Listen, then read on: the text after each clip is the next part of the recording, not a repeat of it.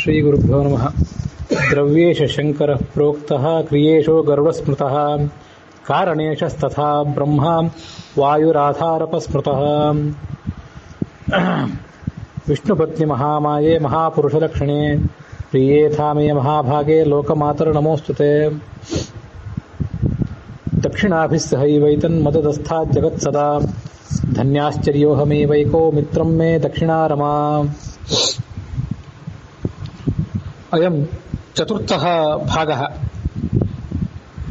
ಚಮಕ ಪ್ರವಚನಮಾಲಾಯಾಃ. ಗತದಿವಸೆ ಸಪ್ತಮಃ ಭಾಗಃ ಚಮಕ ಪ್ರವಚನಮಾಲಾಯಾಃ ಸಮಾಪ್ತಿಂ ಪ್ರಾಪ. ಯಜ್ಞೆ ಉಪಯುಜ್ಯಮಾನಾನಿ ಅನೇಕಾನಿ ವಸ್ತೂನಿ ಯಾನಿ ಗ್ರಹಾಃ ಇತಿ ಕಥ್ಯಂತೆ ತೇಷಾಂ ವಿಸ್ತರ್ಷಃ ಶ್ರವಣಂ ಪ್ರವಚನಂ ಚ ಸಮಾಪ್ತಮಸ್ತಿ. ಅದ್ಯ ಅಷ್ಟಮಃ ಭಾಗಃ ಪ್ರವರ್ತತೆ. 8ನೇ ಭಾಗವನ್ನು ಇವತ್ತು ನಾವು ನೋಡಬೇಕಾಗಿದೆ.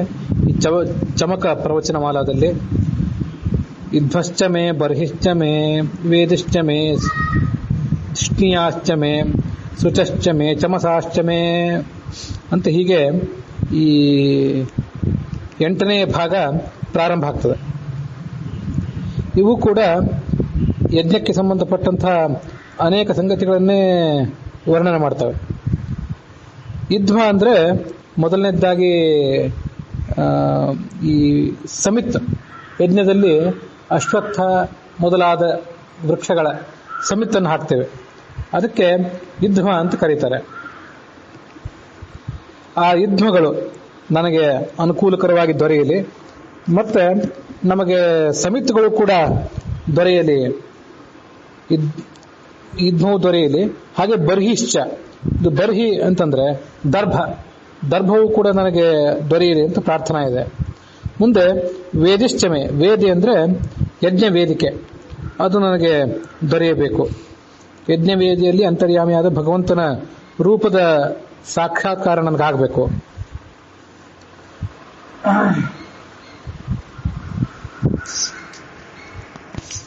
ಮುಂದೆ ವೇದಿ ಅಂದ್ರೆ ವೇದಿಕೆಯ ಬಳಿಕ ಮುಂದೆ ನಾವು ನೋಡಬೇಕಾದ್ದು ಧಿಷ್ಣಿಯಾಹ, ಬ್ರಹ್ಮ ಮೊದಲಾದವರು ಕೂತ್ಕೊಳ್ಳುವಂಥ ಸ್ಥಾನ. ಮತ್ತೆ ಬ್ರಹ್ಮ ಅಂದ್ರೆ ಅಥರ್ವ ವೇದದ ಪುರೋಹಿತ, ಉದ್ಗಾತ, ಅಧ್ವರ್ಯು, ಹೋತ ಅಂತ ಇಷ್ಟು ಜನ ಇದ್ದಾರೆ. ಬ್ರಹ್ಮಾದಿಗಳು ಕೂತ್ಕೊಳ್ಳುವಂಥ ಜಾಗ ಅಂತ ಅದನ್ನ ಹೇಳಿದ್ದಾರೆ. ಸತ್ಯಧರ್ಮ ಸ್ವಾಮಿಗಳು ಕೂಡ ಹಾಗೆ ಹೇಳ್ತಾರೆ. ಅವ್ರು ಕೂತ್ಕೊಳ್ಳುವಂಥ ಜಾಗ, ಅದರಲ್ಲಿರೋ ಭಗವಂತನ ರೂಪದ ಸಾಕ್ಷಾತ್ಕಾರ ನನಗಾಗಲಿ. ಮುಂದೆ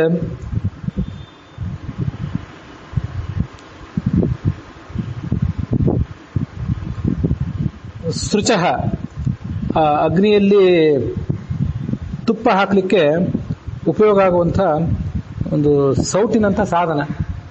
ಅದು ಮರದಿಂದ ನಿರ್ಮಾಣ ಆಗಿರ್ತದೆ. ಅಥವಾ ಲೋಹದ ಅಂತ ಸಾಧನಗಳನ್ನು ಕೂಡ ಉಪಯೋಗ ಮಾಡ್ತಾರೆ. ಸೃವ ಅಂತೆಲ್ಲ ಹೀಗೆ ಕರೀತಾರೆ. ಶುಚಃ ಅಂತಂದ್ರೆ ಅದು ಅದರ ಬಹುವಚನ. ಶುಚೌ ಶುಚಃ ಅಂತ ಈಗ ಬಹುವಚನ. ಅಂತಹ ಸಾಧನಗಳು ನನಗೆ ದೊರೆಯಲಿ. ಚಮಸಾಹ, ಚಮಚವು ಕೂಡ ನನಗೆ ದೊರೆಯಲಿ. ನಾನಾ ಕೆಲಸಗಳಿಗಾಗಿ, ಹವಿಸ್ಸನ್ನು ಹಾಕ್ಲಿಕ್ಕಾಗಿ ಇತ್ಯಾದಿಗಳಿಗೆ ಉಪಯೋಗ ಮಾಡ್ತಾರೆ. ಅದು ಕೂಡ ನನಗೆ ದೊರೆಯಬೇಕು.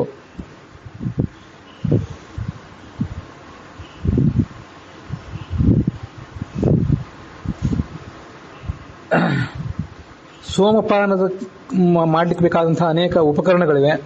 ಅದನ್ನ ಒಂದು ಪಾತ್ರೆಯಿಂದ ಮತ್ತೊಂದು ಪಾತ್ರೆಗೆ ತೆಗೆದು ಹಾಕ್ಲಿಕ್ಕೆ ಉಪಯೋಗ ಆಗುವಂತಹ ಚಮಸ.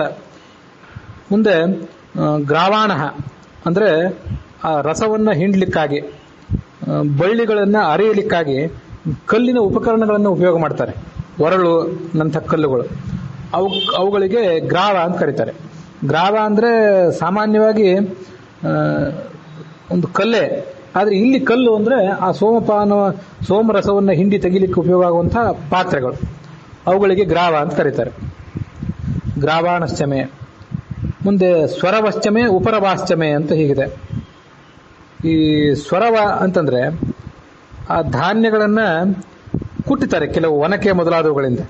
ಅದ್ಯಾಕೆ ಅಂತಂದ್ರೆ ಅದರ ಮೇಲಿನ ಸಿಪ್ಪೆಯನ್ನು ತೆಗಿಲಿಕ್ಕಾಗಿ ಧಾನ್ಯಗಳನ್ನ ಒನಕೆ ಮೊದಲಾದವುಗಳಿಂದ ಕುಟ್ಟುತ್ತಾರಲ್ಲ, ಆ ಒನಕೆ ಮೊದಲಾದವುಗಳಿಗೆ ಈ ಹೆಸರಿಂದ ಕರೀತಾರೆ. ಅವು ನಮಗೆ ದೊರೆಯಲಿ.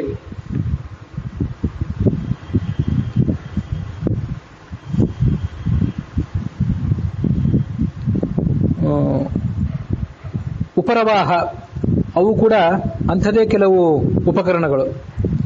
ಆ ಉಪಕರಣಗಳು ಕೂಡ ನಮಗೆ ದೊರೆಯುವಂತಾಗಲಿ. ಮುಂದೆ ದ್ರೋಣ ಕಲಶಶ್ಚಮೆ ಅಂತ ಹೀಗೆ ಹೊಂದಿದೆ.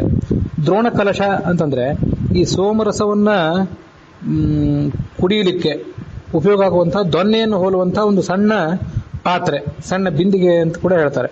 ಅದು ನನಗೆ ದೊರೆಯಬೇಕು. ಮುಂದೆ ವಾಯವ್ಯಾನಿ, ದ್ರೋಣ ಕಲಶಶ್ಚಮೆ ವಾಯವ್ಯಾನಿ ಚಮೆ ಅಂತಿದೆ. ವಾಯವ್ಯ ಅಂತಂದ್ರೆ ಈ ವಾಯುದೇವತೆಗೆ ಒಂದು ಬಿಳಿಯ ಬಣ್ಣದ ಪಶುವನ್ನ ಅರ್ಪಣೆ ಮಾಡಿ ಕೆಲವು ಯಾಜ್ಞಿಕ ಪ್ರಕ್ರಿಯೆಗಳನ್ನು ಮಾಡ್ತಾರೆ.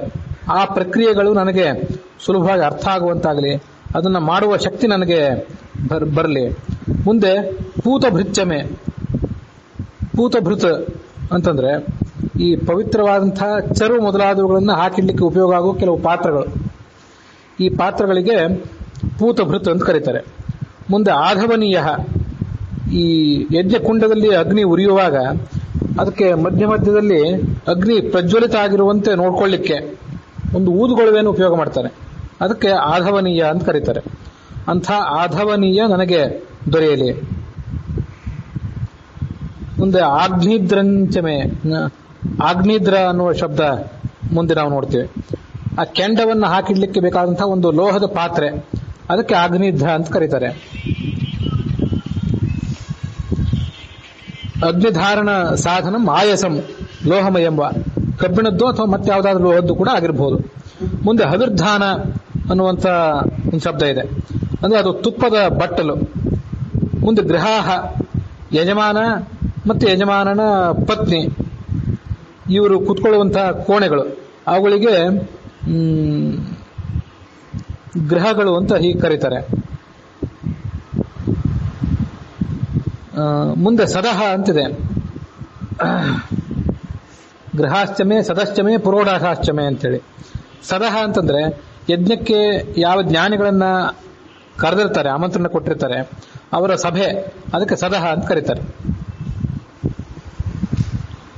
ಮುಂದೆ ಪುರೋಢಾಶಾಹ ಅಂದ್ರೆ ಚರುಗಳು, ಅನ್ನದಿಂದ ನಿರ್ಮಾಣ ಮಾಡಿದಂತಹ ಕೆಲವು ಯಜ್ಞದಲ್ಲಿ ಉಪಯೋಗ ಆಗುವಂಥ, ಯಜ್ಞ ಕುಂಡಕ್ಕೆ ಹಾಕುವಂಥ ಪದಾರ್ಥಗಳು, ಅದಕ್ಕೆ ಪುರೋಢಾಶ ಅಂತಾರೆ. ಮುಂದೆ ಪಚತಾಹ, ಯಜ್ಞದ ಬಲಿಪಶುವನ್ನ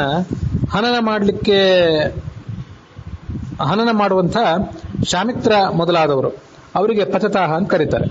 ಪಚತಾಹ ಶಾಮಿತ್ರಾದಯ ಅಂತಂದ್ರೆ ಈ ಶಾಮಿತ್ರ ಅಂತನ್ನೋದು ಯಜ್ಞದಲ್ಲಿ ಒಂದು ಕಾರ್ಯ, ಅವನ ಕೆಲಸವೇ ಯಜ್ಞ ಪಶುವನ್ನ ಹನನ ಮಾಡುವಂಥ ಕೆಲಸ, ಅವನಿಗೆ ಶಮಿತ ಅಂತ ಕರೀತಾರೆ.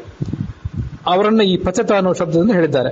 ಮುಂದೆ ಅವಭೃತ, ಅವಭೃತ ಅನ್ನೋದು ಎಲ್ಲ ಕಡೆ ಹೆಚ್ಚು ಬಳಕೆಯಲ್ಲಿರುವಂಥದ್ದೇ. ಯಜ್ಞ ಆದಮೇಲೆ ಒಂದು ಸ್ನಾನ ಮಾಡ್ತಾರೆ, ಮೆರವಣಿಗೆಯಲ್ಲಿ ರಾಜನ ಪತ್ನಿ, ಪುರೋಹಿತರು ಇವರೆಲ್ಲರೂ ಸೇರಿ ಹೋಗಿ ಒಂದು ಸ್ನಾನ ಮಾಡ್ತಾರೆ. ಅಲ್ಲಿ ಪುರೋಹಿತರಾದವರು ಆ ಯಜಮಾನನಿಗೆ ಅಭಿಷೇಕ ಕೂಡ ಮಾಡಿಸ್ತಾರೆ, ಅದಕ್ಕೆ ಅವಭೃತ ಅಂತ ಕರೀತಾರೆ. ಮುಂದೆ ಸ್ವಗಾಕಾರ ಅಂತಿದೆ. ಅವಭೃತಶ್ಚಮಿ ಸ್ವಗಾಕಾರಾಶ್ಚಮಿ. ಈ ಸ್ವಗಾಕಾರ ಅಂತಂದ್ರೆ ದೇವತೆಗಳಿಗೆ ಆಹುತಿ ಸಮರ್ಪಣೆ ಮಾಡಲಿಕ್ಕೆ ವಿನಿಯೋಗ ಮಾಡುವಂತಹ ಕೆಲವು ಮಂತ್ರಗಳು. ಈ ಮಂತ್ರಗಳಿಗೆ ಸ್ವಗಾಕಾರ ಅಂತ ಕರೀತಾರೆ. ಯಥಾನಾಮ ದೇವಾನಾಂ ಆಹುತಿ ಸಮರ್ಪಕ ಸಂಯುವಾಕ, ಒಬ್ಬೊಬ್ಬ ದೇವತೆಗಳ ಆ ಹೆಸರನ್ನು ಹಿಡಿದು ಅವ್ರಿಗೇನು ಆಹುತಿ ಹಾಕ್ತಾರೆ, ಅದಕ್ಕೆ ಈ ಸ್ವಗಾಕಾರ ಅಂತ ಹೀಗೆ ಹೇಳ್ತಾರೆ. ಮುಂದೆ ಅಗ್ನಿಶ್ಚಮೆ, ಧರ್ಮಶ್ಚಮೆ, ಅರ್ಕಶ್ಚಮೆ ಅನ್ನುವಂಥ 9ನೇ ಅನುವಾಕ ನಾವು ನೋಡಬೇಕು. ಅದರಲ್ಲಿ ಅಗ್ನಿ ಅಂದ್ರೆ ಅಗ್ನಿದೇವ, ಧರ್ಮ ಅಂದ್ರೆ ಯಮಧರ್ಮ, ಅರ್ಕ ಅಂದ್ರೆ ಸೂರ್ಯ, ಮುಂದೆ ಸೂರ್ಯಶ್ಚಮೆ, ಸೂರ್ಯನ ಭಿನ್ನ ಭಿನ್ನ ರೂಪಗಳು ಅಂತ ಅದನ್ನು ಗ್ರಹಣ ಮಾಡಬೇಕು. ಅರ್ಕ ಅನ್ನುವ ಶಬ್ದದಿಂದ ಒಂದು ರೂಪವನ್ನ, ಸೂರ್ಯ ಅನ್ನುವ ಶಬ್ದದಿಂದ ಮತ್ತೊಂದು ರೂಪವನ್ನು ಹೇಳಿದ್ದಾರೆ ಅಂತ ತಿಳ್ಕೊಳ್ಬೇಕು. ಮುಂದೆ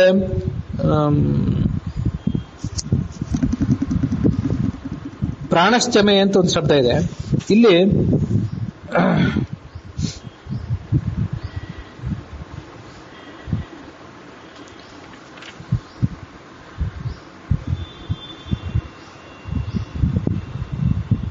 ಪ್ರಾಣ ಅಂದ್ರೆ ವಾಯುದೇವ. ಮತ್ತೆ ಅಶ್ವಮೇಧಶ್ಚಮೆ, ಮುಂದಿನ ಅಶ್ವಮೇಧ ಅಂತ ಶಬ್ದ ಇದೆ. ಅಶ್ವಮೇಧ ಯಾಗದ ಅಭಿಮಾನಿ ದೇವತೆ ಒಬ್ಬ, ಅವನು ನನಗೆ ಅನುಗ್ರಾಹಕನಾಗಿರ್ಲಿ. ಪೃಥ್ವೀಚಮೆ ಜಿತಿಶ್ಚಮೆ, ಪೃಥ್ವಿ ಅಭಿಮಾನಿ ದೇವತೆಯು ನನಗೆ ಅನುಗ್ರಾಹಕರಾಗಿರ್ಲಿ. ದಿತಿ ಅಂದ್ರೆ ದಿತಿ ದೇವಿ. ಮುಂದೆ ಅದಿತಿ ದೇವಿಯ ಹೆಸರಿದೆ. ದಿತಿ ದೈತ್ಯರ ತಾಯಿ, ಅದಿತಿ ಈ ದೇವತೆಗಳ ತಾಯಿ. ಅವರಿಬ್ಬರು ನನಗೆ ಅನುಗ್ರಾಹಕರಾಗಿರ್ಲಿ. ಜೌಶ್ಚಮೆ ಶಕ್ವರಿ ರಂಗುಲಯೋ ದಿಶಶ್ಚಮೆ ಅಂತ ಮುಂದಿನ ಭಾಗ.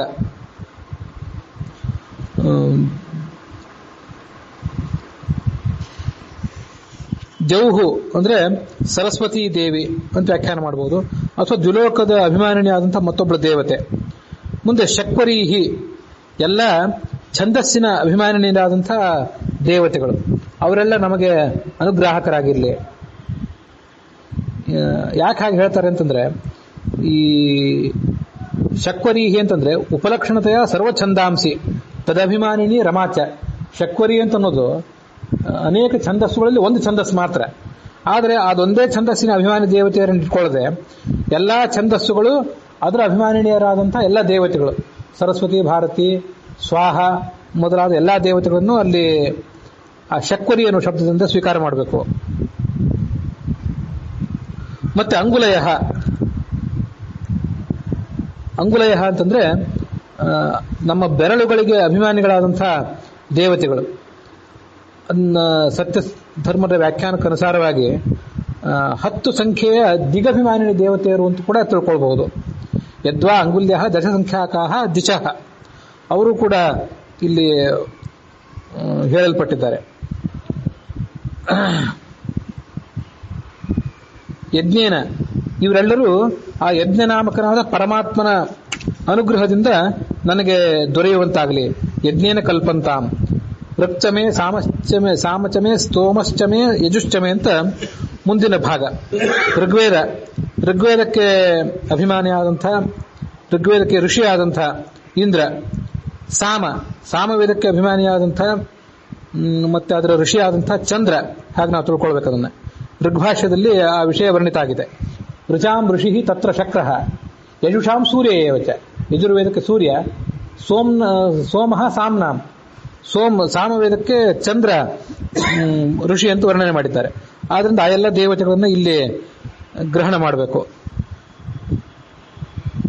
ಸ್ತೋಮಃ ಅಥರ್ವವರ್ಣ ಮೊದಲಾದ ವೇದಗಳೇನಿವೆ ಆ ವೇದಗಳ ಮಂತ್ರಗಳ ಸಮೂಹ, ಅದಕ್ಕೆ ಸ್ತೋಮ ಅಂತ ಕರೀತಾರೆ. ಯಜುರ್ವೇದದ ಅಭಿಮಾನಿಯಾದಂಥ ಸೂರ್ಯ ಅಂತ ಈಗಾಗಲೇ ಹೇಳಿದೆ. ಮುಂದೆ ದೀಕ್ಷಾ ಅಂದ್ರೆ ಈ ವೇದಾಧ್ಯಯನ ಮಾಡಲಿಕ್ಕೆ ಬೇಕಾದಂಥ ಒಂದು ಬ್ರಹ್ಮಚರ್ಯದ ದೀಕ್ಷೆ. ಬ್ರಹ್ಮಚರ್ಯ ಅದೊಂದು ಮಾತ್ರ ನಿಯಮ ಅಲ್ಲ, ಬ್ರಹ್ಮಚಾರಿಯಾಗಿದ್ದು ಗುರುವಿನ ಸೇವಾ ಮಾಡೋದು ಇತ್ಯಾದಿ ನಿಯಮಗಳೇನಿವೆ ಆ ನಿಯಮಗಳು, ಅದರ ಅಭಿಮಾನಿಯಾದಂತಹ ಒಬ್ಬ ದೇವತ. ಅಥವಾ ಈ ಸೀಮೋಲ್ಲಂಘನ ದ್ಯಭಾವಪೂರ್ವಕ ಯಜಮಾನ ಸಂಸ್ಕಾರ. ಒಂದು ಯಜ್ಞ ಮಾಡಬೇಕು ಅಂತ ಯಜಮಾನ ಕೂತ್ಕೊಂಡಾಗ ಯಜ್ಞ ಮುಗಿಯುವ ತನಕ ಸೀಮೋಲ್ಲಂಘನ ಮಾಡಲಿಕ್ಕಿಲ್ಲ, ಆ ಊರಿನ ಗಡಿ ದಾಟ್ಲಿಕ್ಕಿಲ್ಲ. ಆ ಎಲ್ಲ ಸಂಸ್ಕಾರಗಳು ಅವಕ್ಕೆ ದೀಕ್ಷಾ ಅಂತ ಕರೀತಾರೆ. ಅದಕ್ಕಾಗಿ ದೀಕ್ಷಿತ ಅನ್ನೋ ಶಬ್ದ ದೀಕ್ಷೆಯನ್ನು ಸ್ವೀಕಾರ ಮಾಡಿದವನು ಅಂತ ಅರ್ಥ. ಅದು ದೀಕ್ಷಿತ, ಈ ಸೋಮಯಾಜಿ, ವಾಜಪೇಯಿ ಮೊದಲಾದ ಶಬ್ದಗಳೆಲ್ಲ ಮುಂದೆ ಕೆಲವು ಸರ್ನೇಮ್ಗಳಾಗಿ ಇವತ್ತು ಬಳಕೆಯಲ್ಲಿ ಉಳ್ಕೊಂಡ್ಬಿಟ್ಟಿವೆ.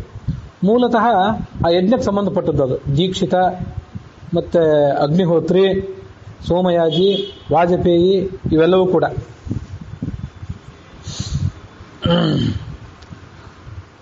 ಮುಂದೆ ತಪಃ, ಅಧ್ಯಯನ ಮತ್ತು ಮನನ ಅನ್ನುವಂಥ 2 ತಪಸ್ಸುಗಳು. ಅದನ್ನ ಸತ್ಯಧರ್ಮ ಸ್ವಾಮಿಗಳು ಅನಶನಾದಿಹಿ, ಸ್ವಲ್ಪ ಕಾಲ ಉಪವಾಸ ಇರಬೇಕು ಅಂತ ನಿಯಮ ಇದೆಯಲ್ಲ, ಆ ನಿಯಮವು ಕೂಡ ತಪಸ್ಸಿನಲ್ಲೇ ಸೇರ್ತದೆ. ನಾವು ಅಧ್ಯಯನ ಮಾಡಬೇಕು, ಮತ್ತೆ ಅಧ್ಯಯನ ಮಾಡಿದ್ರೆ ಮನನ ಮಾಡಬೇಕು, ಅವೆರಡೂ ಕೂಡ ತಪಸ್ಸೆ. ಮುಂದೆ ಋತು, ವಸಂತ ಮೊದಲಾದ ಋತುಗಳು ನಮಗೆ ದೊರೆಯಬೇಕು. ಋತುಶ್ಚಮೆ ವ್ರತಂಚಮೆ ಅಹೋರಾತ್ರಯೋರ್ ವೃಷ್ಟ್ಯಾ ಬೃಹದ್ ರಥಂತರೇ ಚಮೆ ಯಜ್ಞೇನ ಕಲ್ಪೇತಾಂ. ವಸಂತ ಮೊದಲಾದ ಋತುಗಳು, ವ್ರತ ಅಂದ್ರೆ ಏಕಾದಶಿ ಮೊದಲಾದ ವ್ರತಗಳು,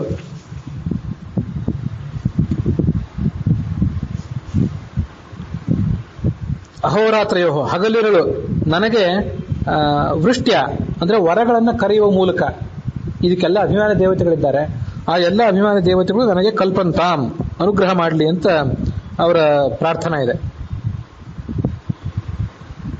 ಮತ್ತು ಬೃಹದ್ ರಥಂತರೆ, ಬೃಹತ್ ಸಾಮ ಮತ್ತು ರಥಂತರ ಸಾಮ ಅಂತ ಎರಡು ಸಾಮವೇದದ ಪ್ರಭೇದಗಳು, ಅನೇಕ ಪ್ರಭೇದಗಳಿವೆ, ಅದರಲ್ಲಿ ಇವೆರಡು.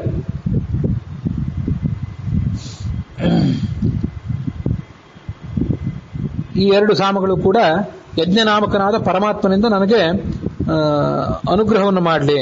ಅವನ ಯಜ್ಞೇನ ಕಲ್ಪಂತಾಮ ಅಂತ ಒಂದು ಕಡೆ ಈ 9ನೇ ಅನುವಾಕದಲ್ಲಿ ಬಂದಿದೆ. ಅದಂದ್ರೆ ಯಜ್ಞರೂಪಿಯಾದಂತಹ ವರಾಹ ಏನಿದ್ದಾನೆ ಅಥವಾ ಯಜ್ಞ ನಾರಾಯಣ ಏನಿದ್ದಾನೆ, ಅವನ ಅನುಗ್ರಹದಿಂದ, ಅವನ ಮೇಲ್ವಿಚಾರಣೆಯಲ್ಲಿ ಇವರೆಲ್ಲ ನನಗೆ ಅನುಗ್ರಹ ಮಾಡಲಿ ಅಂತ ಅದರ ಪ್ರಾರ್ಥನಾ. ಯಜ್ಞ ಅನ್ನೋ ಶಬ್ದ ಎಷ್ಟು ಅದ್ಭುತವಾದ್ದು ಅಂತಂದ್ರೆ, ಯಜ್ಞ ಅನ್ನೋ ಶಬ್ದವನ್ನ ಯಜ್ಞ ನಾರಾಯಣ ಅಂತ ನಾವು ಕೇಳಿದ್ದೇವೆ, ಯಜ್ಞ ವರಾಹ ಅಂತ ಕೇಳಿದ್ದೇವೆ, ಯಜ್ಞ ವಿಠಲ ಅನ್ನೋ ಹೆಸರನ್ನು ಕೂಡ ಅಪರೂಪಕ್ಕೊಬ್ರು ವಿದ್ವಾಂಸರು ಹಾಗಿದ್ರು ಅಂತ ಕೇಳಿದ್ದೇವೆ ನಾನು. ಒಬ್ಬ ವಿದ್ವಾಂಸರಿಗೆ ಸಂಬಂಧಪಟ್ಟಂತೆ ಆ ಹೆಸರನ್ನ ನಾವು ಕೇಳ್ತೇವೆ. ಹೀಗೆ ಯಜ್ಞ ಅಂತ ಅನ್ನೋದು ಅಷ್ಟು ವಿಶಿಷ್ಟವಾದಂತಹ ಹೆಸರು. ಯಜ್ಞ ಭಗವಂತನ ಹೆಸರು, ಯಜ್ಞ ಅಂಥೇಳಿ ಲಕ್ಷ್ಮೀದೇವಿಯ ಹೆಸರು. ಯಾಕೆ ಅಂತಂದ್ರೆ ವೇದ, ಲಕ್ಷ್ಮೀದೇವಿಗೆ 3 ಹೆಸರುಗಳಿವೆ. ಒಂದು ವೇದ, ಒಂದು ಯಜ್ಞ, ಮತ್ತೊಂದು ದಕ್ಷಿಣ ಅಂತ 3 ಹೆಸರುಗಳು. ಅದನ್ನ ಈ ಹರಿವಂಶದ ಧನ್ಯಾಶ್ಚರ್ಯ ಉಪಾಖ್ಯಾನದಲ್ಲಿ ಶ್ರವಣ ಮಾಡಿದ್ದೇವೆ. ಭಾಗವತ ತಾತ್ಪರ್ಯದಲ್ಲೂ ಕೂಡ ಅದರದೊಂದು ಸ್ವಲ್ಪ ವಿವರಣೆ ಇದೆ. ಸಾಂದರ್ಭಿಕವಾಗಿ ನೆನಪು ಬಂತು ಅಂತ ಹೇಳ್ತಿದ್ದೇನೆ. ಭಗವಂತನ ಎದುರುಗಡೆ ಲಕ್ಷ್ಮೀದೇವಿಯ ವೇದ ಅನ್ನೋ ಒಂದು ರೂಪ ಇದೆ. ಅದು ವೇದಗಳನ್ನು ಉಚ್ಚಾರ ಮಾಡ್ತಾ ಇರ್ತದೆ. ವೇದಾಭಿಮಾನಿನಿ ಸಾಕ್ಷಾತ್ ಸಾ ವಿಷ್ಣೋ ದೂರವತ್ ಸ್ಥಿತ. ಲಕ್ಷ್ಮೀದೇವಿ ಒಂದು ರೂಪದಿಂದ ಭಗವಂತನ ಒಳಗೆ ಇದ್ದಾಳೆ, ಭಗವಂತನ ಜೊತೆಗೆ ಇದ್ದಾಳೆ. ಮತ್ತೊಂದು ರೂಪದಿಂದ ಅವನ ಎದುರಿಗೆ ಇರುವಂತೆ, ಸ್ವಲ್ಪ ದೂರ ಇರುವಂತೆ ಇದ್ದಾಳೆ. ಯಜ್ಞಾಖ್ಯ ಶೈವ ವಿಷ್ಣೋಸ್ತು ಯಾತು ಉರಸ್ಥಲ ಮಾಶ್ರಿತ. ಯಜ್ಞ ಅನ್ನೋ ಮತ್ತೊಂದು ರೂಪದಿಂದ ಆ ಭಗವಂತನ ವಕ್ಷಸ್ಥಳದಲ್ಲಿ ಅವಳಿದ್ದಾಳೆ. ಇದು ಯಜ್ಞ ಅನ್ನೋ 2ನೇ ರೂಪ. ವಿಷ್ಣುನ ರತಿಯೋಗಸ್ಥ ದಕ್ಷಿಣಾಖ್ಯಾಪಿ ಶೈವತು, ಇದು ಭಾಗವತ ತಾತ್ಪರ್ಯ. ದಕ್ಷಿಣ ಅನ್ನೋ ಮತ್ತೊಂದು ರೂಪ ಇದೆಯಲ್ಲ, ದಕ್ಷಿಣ ಅನ್ನೋ ಶಬ್ದಕ್ಕೆ ದಕ್ಷೇ ಇನಃ ಯಸ್ಯಾಸ್ತ, ದಕ್ಷೆ ಬಲಭಾಗದಲ್ಲಿ, ಯಸ್ಯಾಹ ಯಾವ ಲಕ್ಷ್ಮೀದೇವಿಗೆ, ಇನಃ ಪ್ರಿಯತಮನಾದಂಥ ನಾರಾಯಣ ಇದ್ದಾನೋ ಅವಳಿಗೆ ದಕ್ಷಿಣ ಅಂತ ಕರೀತಾರೆ. ಅವಳ ಎಡಭಾಗದಲ್ಲಿ ನಾರಾಯಣ ಇದ್ದಾನೆ, ಬಲಭಾಗದಲ್ಲಿ ಇವಳೇ ಇದ್ದಾಳೆ. ಬಲಭಾಗದಲ್ಲಿ ನಾರಾಯಣ ಇದ್ದಾನೆ, ಎಡಭಾಗದಲ್ಲಿ ಇವಳೇ ಇದ್ದಾಳೆ. ಅವರಿಬ್ಬರದು ಒಂದು ರೀತಿಯಾದಂತಹ ಅರ್ಧನಾರೀನರ ರೂಪ, ಅತ್ಯಂತ ಏಕಾಂತದಲ್ಲಿರುವಂತಹ ರೂಪ. ಅದಕ್ಕೆ ರತಿಯೋಗ ಅಂತ ಅದನ್ನ ವರ್ಣನೆ ಮಾಡ್ತಾರೆ. ಹೀಗೆ ಅಂಥ ಆ ಯಜ್ಞನಾಮಕನಾದ ಪರಮಾತ್ಮನ ಅನುಗ್ರಹದಿಂದ ಇವರೆಲ್ಲ ನಮಗೆ ಅನುಗ್ರಹ ಮಾಡಲಿ ಅಂತ ಅವರ ಪ್ರಾರ್ಥನೆ. ಮುಂದೆ 10ನೇದ್ದು ನಾವೀಗ ನೋಡ್ಬೇಕಾದ್ದು.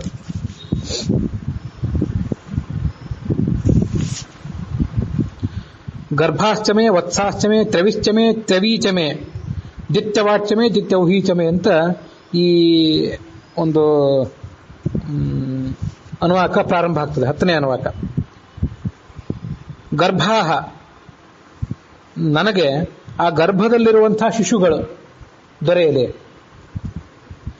ಈ ಶಿಶುಗಳು ಅಂತಂದ್ರೆ ಇಲ್ಲಿ ಮಾನವ ಶಿಶುಗಳ ಬಗ್ಗೆ ಹೇಳಿಲ್ಲ, ಈ ದನಕರುಗಳು ಅವನ್ನು ಹೇಳಿದ್ದಾರೆ. ಇದೆಲ್ಲ ಯಾಕೆ ಅಂತಂದ್ರೆ ಆ ಋಷಿಗಳ ಆಶ್ರಮದಲ್ಲಿ ಆಯಾ ಭಿನ್ನ ಭಿನ್ನ ವಯಸ್ಸಿನ ಕರುಗಳು, ಆಕಳುಗಳು, ಹೋರಿಗಳೆಲ್ಲ ಇರ್ತಿದ್ದವು. ಅವುಗಳ ವರ್ಣನ ಇದು. ಹೀಗೆ ಗರ್ಭಾಹ ಗರ್ಭದಲ್ಲಿರುವ ಶಿಶುಗಳು, ಮುಂದೆ ವತ್ಸಾಹ ಎಳೆಗರುಗಳು, ಸಣ್ಣ ವಯಸ್ಸಿನ ಕರುಗಳು. ಇಲ್ಲಿ ಗರ್ಭದಿಂದ ಆರಂಭ ಮಾಡಿಕೊಂಡು ಅದು ಹುಟ್ಟು, ಅದರ ಭಿನ್ನ ಭಿನ್ನ ವಯಸ್ಸು, ಅದು ಹೋರಿ ಆಗೋ ತನಕ ಎಲ್ಲಾ ಹೆಸರುಗಳನ್ನು ಕೂಡ ಇಲ್ಲಿ ಹೇಳ್ತಾರೆ. ಮುಂದೆ ವತ್ಸ ಅಂದ್ರೆ ಎಳೆಗರುವಾಯಿತು.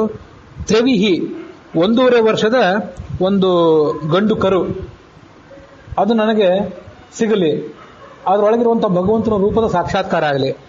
ತ್ರವಿಶ್ಚಮೆ ತ್ರವೀಚಮೆ, ಒಂದು ಪುಲ್ಲಿಂಗ ಒಂದು ಸ್ತ್ರೀಲಿಂಗ, ಹೀಗೆ ಇಲ್ಲೆಲ್ಲ ಮುಂದೆ ಬರ್ತಾ ಹೋಗ್ತದೆ. ತ್ರವಿ ಅಂತಂದ್ರೆ ಅದೇ ವಯಸ್ಸಿನ ಹೆಣ್ಣು ಕರು. ಮುಂದೆ ದಿತ್ಯವಾಟ್ಚಮೆ ದಿತ್ಯೌಹೀಚಮೆ. ದಿತ್ಯವಾಟ್ ಅಂತಂದ್ರೆ 2 ವರ್ಷದ ಹೋರಿ, ಮತ್ತೆ ದಿತ್ಯೌಹಿ ಅಂದ್ರೆ 2 ವರ್ಷದ ಆಕಳು. ಇದು ನನಗೆ ದೊರೆಯಲಿ. ಅದರೊಳಗಿರುವಂತಹ ಭಗವಂತ ಭಗವತಿಯ ಸನ್ನಿಧಾನದ ಜ್ಞಾನ ಕೂಡ ನನಗಾಗಬೇಕು. ದಿತ್ಯವಾಚ್ಯಮೆ ದಿತ್ಯೌಹೀಚಮೆ. ಪಂಚಾವಿಶ್ಚಮೆ ಪಂಚಾವೀಚಮೆ, 2.5 ವರ್ಷದ ಹೋರಿ ಮತ್ತೆ 2.5 ವರ್ಷದ ಆಕಳು.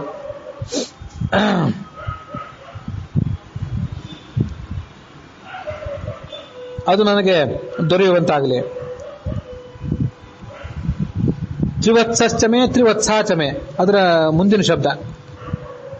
ತ್ರಿವತ್ಸ ಅಂತಂದ್ರೆ 3 ವರ್ಷದ ಒಂದು ಹೋರಿ, ಹಾಗೆ ತ್ರಿವತ್ಸ ಅಂದ್ರೆ 3 ವರ್ಷದ ಆಕಳು. ಅವುಗಳು ನಮಗೆ ದೊರೆಯುವಂತಾಗಲಿ. ತುರ್ಯವಾಟ್ಚಮೆ ತುರ್ಯೌಹೀಚಮೆ. ತುರ್ಯವಾಟ್ ಪುಲ್ಲಿಂಗ, ತುರ್ಯೌಹಿ ಸ್ತ್ರೀಲಿಂಗ. ತುರ್ಯವಾಟ್ ಅಂತಂದ್ರೆ 3.5 ವರ್ಷದ ಹೋರಿ, ತುರ್ಯೌಹಿ ಅಂದ್ರೆ 3.5 ವರ್ಷದ ಆಕಳು. ಷಷ್ಠವಾಟ್ಚಮೆ ಷಷ್ಠೌಹೀಚಮೆ, 4 ವರ್ಷದ ಹೋರಿ ಮತ್ತೆ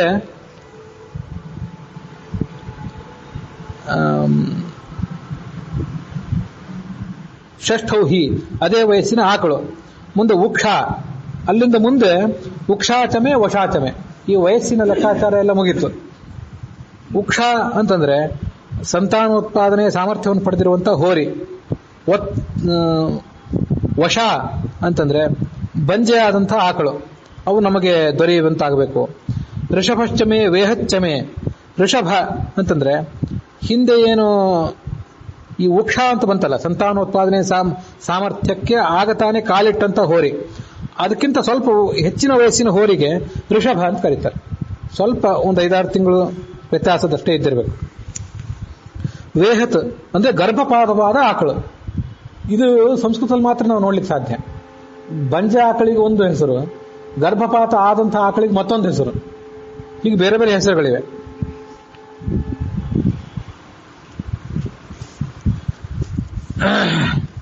ಇದನ್ನೆಲ್ಲ ಸತ್ಯಧರ್ಮ ಸ್ವಾಮಿಗಳ ವ್ಯಾಖ್ಯಾನಕ್ಕನುಸಾರವಾಗಿ ತಗೊಂಡಿದ್ದೇನೆ.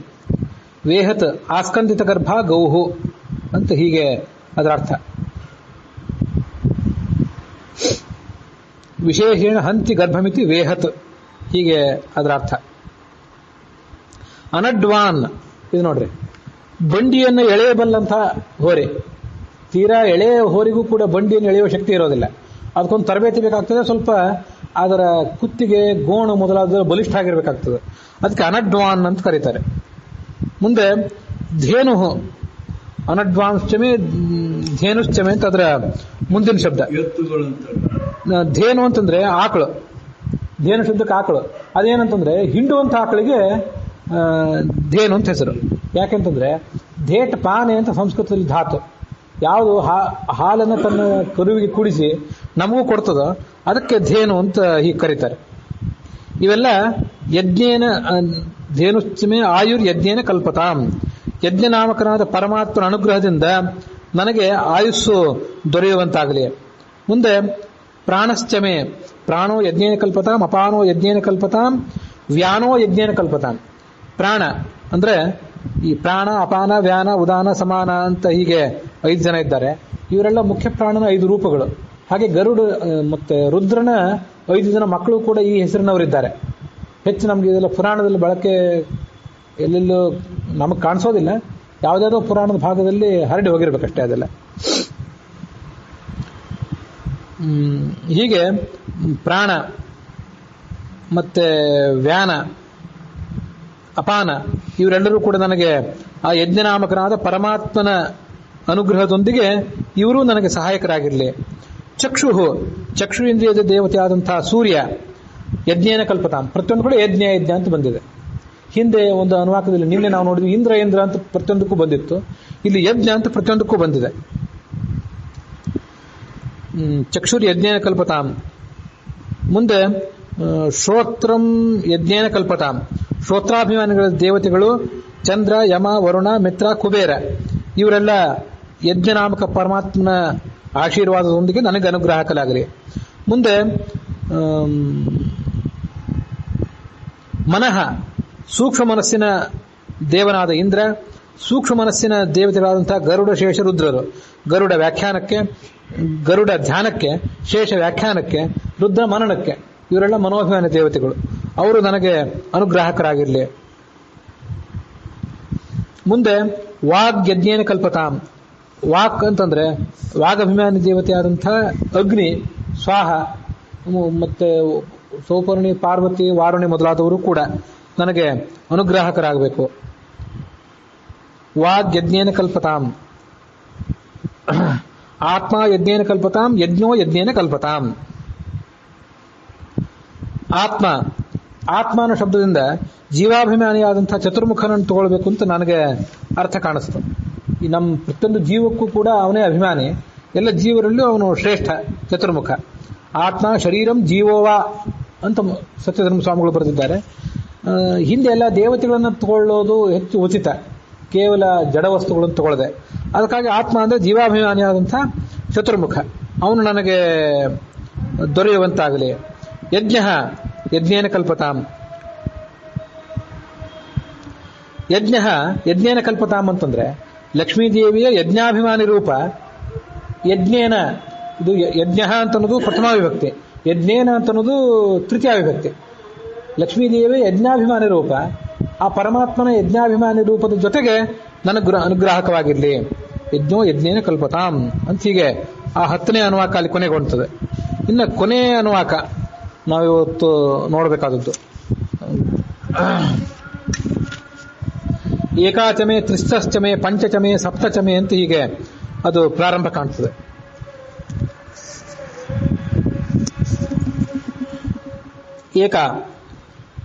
ಏಕೋ ದೇವ ಸರ್ವಭೂತೇಷು ಗೂಢಃ ಏಕಂ ಸದ್ವಿಪ್ರಾ ಬಹುಧಾ ವದಂತಿ ಅಂತ ಏಕೈಕ ದೇವ ಈ ಜಗತ್ತಿನಲ್ಲಿರೋದು. ಅವನಿಗೆ ನಾವು ಬ್ರಹ್ಮ, ವಿಷ್ಣು, ಶಿವ ಇತ್ಯಾದಿ ಅನೇಕ ನಾಮಗಳನ್ನು ಕರಿತೇವೆ. ಯೋ ದೇವಾನಾಂ ನಾಮಧ ಏಕ ಏವ. ಆ ಭಗವಂತನು ಏಕರೂಪ, ಅತ್ಯಂತ ಪ್ರಧಾನವಾದ ರೂಪ, ನನಗೆ ಸಾಕ್ಷಾತ್ಕೃತ ಆಗಬೇಕು. ಮುಂದೆ 2, 3, 5 ಹೀಗೆಲ್ಲ ಮುಂದೆ ಬಂದಿದೆ. ಇಲ್ಲಿ ಏಕಾಚಮೆ, ತಿಸ್ರಶ್ಚಮೆ, ಪಂಚಚಮೆ 1, 3, 5, 7 ಹೀಗೆಲ್ಲ ಬಂದಿದೆ. ನಡುವೆ 2, 4, 6 ಕೂಡ ಸಮಸಂಖ್ಯೆಯನ್ನು ಕೂಡ ನಾನು ಸೇರಿಸಿದ್ದೇನೆ, ಅದನ್ನು ಹೇಳ್ತೇನೆ. ದ್ವಿ ಅಂತಂದ್ರೆ ಆತ್ಮ, ಅಂತರಾತ್ಮ ಅನ್ನುವ 2 ಪರಮಾತ್ಮ ರೂಪಗಳು. ಆತ್ಮಾಂತರಾತ್ಮೇತಿ ಹರಿಹಿ ಏಕ ಏವ ದ್ವಿಧಾಸ್ಥಿತಃ. ನಮ್ಮೊಳಗೆ ಆತ್ಮ ಪರಮಾತ್ಮನು 2 ರೂಪದಿಂದ ಪರಮಾತ್ಮ ಇದ್ದಾನೆ. ಮುಂದೆ ತಿಸ್ರಹ 3 ರೂಪಗಳು, ಸೃಷ್ಟಿ ಸ್ಥಿತಿ ಲಯವನ್ನು ಮಾಡುವಂತಹ 3 ರೂಪಗಳು.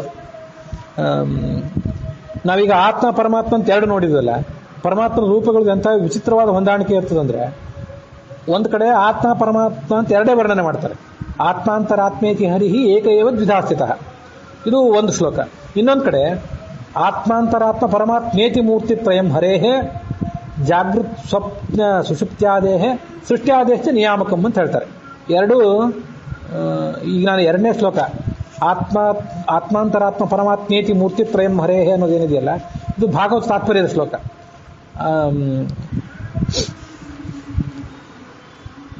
ಆತ್ಮಾಂತರಾತ್ಮೇತಿ ಹರಿಹಿ ಏಕೈವ ದ್ವಿತಾಸ್ಥಿತ ಅನ್ನೋದು ಬ್ರಹ್ಮಸೂತ್ರ ಭಾಷ್ಯದ ಶ್ಲೋಕ ಪ್ರಾಯ. ಹೀಗಿರಲಿ, ಆತ್ಮ ಅಂತರಾತ್ಮನು 2 ರೂಪದಿಂದ ಪರಮಾತ್ಮ ನಮ್ಮ ಒಳಗಿದ್ದು ನಾವು ಕೊಡುವ ನೈವೇದ್ಯವನ್ನು ಸ್ವೀಕಾರ ಮಾಡ್ತಾನೆ ಅಂತ ಅದೊಂದು ಅರ್ಥ. ಇನ್ನ ಆತ್ಮ, ಅಂತರಾತ್ಮ, ಪರಮಾತ್ಮ ಅಂತ 3 ರೂಪದಿಂದ ಇದ್ದಾನೆ. ಇದ್ದೇನ್ ಮಾಡ್ತಾನೆ ಅಂತಂದ್ರೆ ಜಾಗೃತ, ಸ್ವಪ್ನ, ಸುಷುಪ್ತಿ. ಎಚ್ಚರ ಮತ್ತೆ ಸ್ವಪ್ನ ಅಂದ್ರೆ ಕನಸು, ಸುಷುಪ್ತಿ ಅಂದ್ರೆ ನಿದ್ರೆ, ಇವುಗಳಿಗೆ ಒಂದು ನಿಯಾಮಕ. ಮತ್ತೆ ಅವೇ ಆತ್ಮ, ಅಂತರಾತ್ಮ, ಪರಮಾತ್ಮ ಅನ್ನೋ 3 ರೂಪಗಳು ಸೃಷ್ಟಿ ಆದೇಶ ನಿಯಾಮಕಂ. ಸೃಷ್ಟಿ ಮತ್ತೆ ಪಾಲನ ಹಾಗೆ ನಾಶ ಅವಕ್ಕೂ ಕೂಡ ನಿಯಾಮಕಗಳಾಗಿವೆ. ಹೀಗೆ ಅತಿಸ್ರಹ ಅಂತಂದಾಗ ಅದನ್ನ 3 ಕೂಡ ನೆನಪು ಮಾಡ್ಕೊಳ್ಬೇಕು.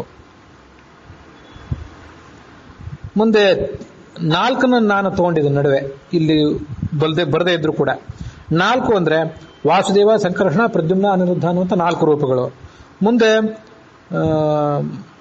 5 ತಗೊಳ್ಬೇಕು.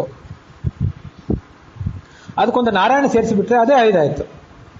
ಈ ನಾವು ಪರಮಾತ್ಮನೇ ಸತತ ಮೇಕರೂಪಿಣೆ 1, 5, 3, 2, 5 ನೀವು ಹೇಗೆ ಪರಮಾತ್ಮನ ಉಪಾಸನೆ ಮಾಡಿದ್ರು ಅಂಥ ಗಣರೂಪಗಳು ಪರಮಾತ್ಮನಿಗಿವೆ ಅಂತ ಶಾಸ್ತ್ರದಲ್ಲಿ ವರ್ಣಿತ ಆಗಿದೆ. ವಾಸುದೇವ, ಸಂಕರ್ಷಣ, ಪ್ರದ್ಯುಮ್ನ, ಅನಿರುದ್ಧ ಅನ್ನೋದಕ್ಕೆ ನಾರಾಯಣನ ಸೇರಿಸಿಬಿಟ್ರೆ 5 ಆಯಿತು.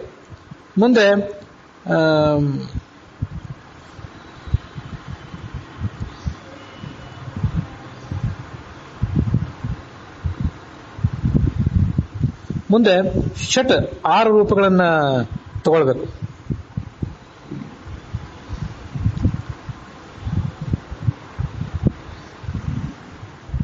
ನಾರಾಯಣ, ವಿಷ್ಣು, ಮತ್ತೆ ಹಿಂದಿನ 4 ರೂಪಗಳು ವಾಸುದೇವ, ಸಂಕರ್ಷಣ, ಪ್ರದ್ಯುಮ್ನ, ಅನಿರುದ್ಧ, ನಾರಾಯಣ, ವಿಷ್ಣು ಇಷ್ಟು ಸೇರಿಸಿಬಿಟ್ರೆ ಅವೇ 6 ಆಯಿತು. ಮುಂದೆ 7 ರೂಪಗಳು ಯಾವುದು ಅಂತಂದ್ರೆ ಸೃಷ್ಟಿ, ಸ್ಥಿತಿ, ಲಯ ಈ 3 ಮಾಡುವಂತಹ 3 ರೂಪಗಳು. ವಾಸುದೇವ, ಸಂಕರ್ಷಣ, ಪ್ರದ್ಯುಮ್ನ, ಅನಿರುದ್ಧ ಅನ್ನುವಂಥ 4 ಸೇರಿಸಿಬಿಟ್ರೆ ಅದೇ 7 ಆಯಿತು. ಮುಂದೆ 8 ರೂಪಗಳ ಬಗ್ಗೆ ವರ್ಣನೆ ಮಾಡ್ತಾರೆ. ಇವೆಲ್ಲ ಅನೇಕ ವಿಷಯಗಳು ಈ ಸತ್ಯಧರ್ಮ ಸ್ವಾಮಿಗಳ ವ್ಯಾಖ್ಯಾನದಲ್ಲೂ ಇದೆ. ಚತಸ್ರಃ ವಾಸುದೇವಾದ್ಯಾಹ ಇತ್ಯಾದಿ. ಕೆಲವನ್ನ ನಾನು ನನ್ನ ಸ್ವಂತ ಆಲೋಚನೆಯಿಂದ ಕೂಡ ಹೇಳಿದ್ದೇನೆ.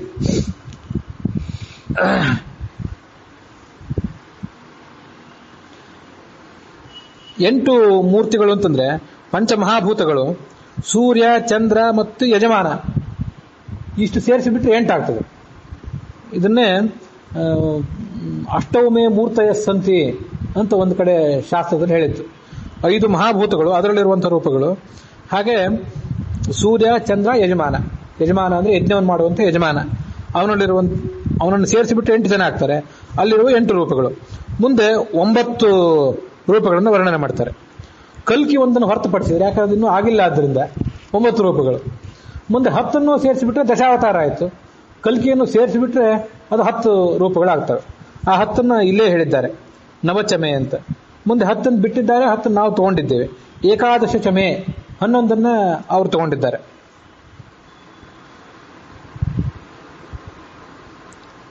ಮೂಲ ರೂಪ ನಾರಾಯಣ ಮತ್ತೆ 10 ಅವತಾರ ರೂಪಗಳನ್ನು ಸೇರಿಸಿಬಿಟ್ಟು 11 ಆಯ್ತು. ಅದಾದ ಬಳಿಕ 12ರ ವರ್ಣನ ಇದೆ. ಕೇಶವಾದಿ, ಪದ್ಮನಾಭ, ದಾಮೋದರ ತನಕ ಅವು 12 ರೂಪಗಳು. ಹೀಗೆ 12 ರೂಪಗಳ ವರ್ಣನ ಆಯಿತು. ಮುಂದೆ ತ್ರಯೋದಶ ಮೂಲ ರೂಪ ನಾರಾಯಣ, ಹಾಗೆ ಕೇಶವಾದಿ 12. 12ಕ್ಕೆ ಮೂಲ ರೂಪ ನಾರಾಯಣ ಒಂದನ್ನು ಸೇರಿಸಿಬಿಟ್ಟು 13 ರೂಪಗಳದು. ಅದನ್ನೇ ತ್ರಯೋದಶ ಚಮೆ ಅಂತ ಇಲ್ಲಿ ವರ್ಣನೆ ಮಾಡಿದ್ದು ಕಾಣಿಸ್ತದೆ. ಮುಂದೆ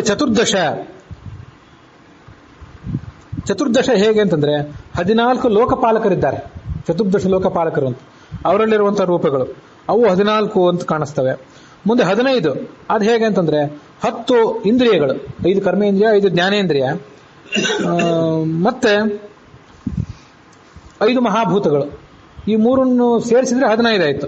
ಅವುಗಳಿಗೆ ಪ್ರೇರಕಗಳಾದಂತಹ, ನಿಯಾಮಕಗಳಾದಂತಹ ರೂಪಗಳು. ಪಂಚದಶ ಚಮೆ ಅಂತ ಇಲ್ಲೇ ವೇದದಲ್ಲೇ ಇದೆ. ಮುಂದೆ ಷೋಡಶ ಅಂತ ನಾವು ತಗೊಳ್ಬೇಕು. ಹಿಂದೆ ಹೇಳಿದ 15 ರೂಪಗಳು ಬಂದಿತ್ತಲ್ಲ, ಆ 15ನೇ ರೂಪಕ್ಕೆ ಮೂಲ ರೂಪ ನಾರಾಯಣ ಒಂದನ್ನು ಸೇರಿಸಿದ್ರೆ ಅದು 16 ರೂಪಗಳಾದವು. ಮುಂದೆ 17 ಹಿಂದೆ ಹೇಳಲ್ಪಟ್ಟಂತಹ 15 ರೂಪಗಳು ಅಂದ್ರೆ 5 ಕರ್ಮೇಂದ್ರಿಯ, 5 ಜ್ಞಾನೇಂದ್ರಿಯ, 5 ಮಹಾಭೂತಗಳು. ಅದಕ್ಕೆ ಆತ್ಮ, ಅಂತರಾತ್ಮ ಅಂತ 2 ಸೇರಿಸಿಬಿಟ್ಟು 17 ಆಯ್ತು. ಇದೇ ಸಪ್ತದಶ ಚಮೆ. ಮುಂದೆ ಅಷ್ಟಾದಶ ಹೇಗೆ ಅಂತಂದ್ರೆ ಮತ್ಸ್ಯಾದಿ 10 ರೂಪಗಳಾದವು. ಮತ್ಸ್ಯದಿಂದ ಕಲ್ಕಿಯ ತನಕ 10 ರೂಪಗಳಾದವು. ಮುಂದೆ ಹಿಂದೆ ಹೇಳಲ್ಪಟ್ಟಂತಹ 8 ರೂಪಗಳು. ಆ 8 ರೂಪಗಳು ಅಂದ್ರೆ ಈ 5 ಮಹಾಭೂತಗಳು, ಸೂರ್ಯ, ಚಂದ್ರ, ಯಜಮಾನ ಇವಿಷ್ಟನ್ನು ಸೇರಿಸಿದ್ರೆ 18 ರೂಪಗಳಾದವು.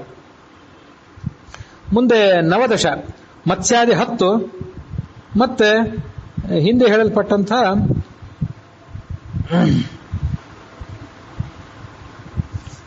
9 ರೂಪಗಳು. ಇವೆಲ್ಲವೂ ಸೇರಿಸಿ 19 ರೂಪಗಳು ಅಂತ ಕರೆಸ್ಕೊಳ್ತವೆ.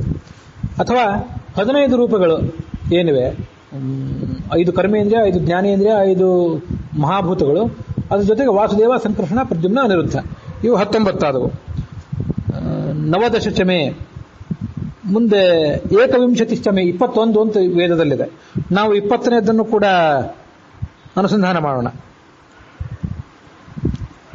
ಕೇಶವಾದಿ 24ರಲ್ಲಿ ವಾಸುದೇವ, ಸಂಕರ್ಷಣ, ಪ್ರದ್ಯುಮ್ನ, ಅನಿರುದ್ಧ ಈ 4 ಹೊರತುಪಡಿಸಿದ್ರೆ ಉಳಿದ 20 ರೂಪಗಳು.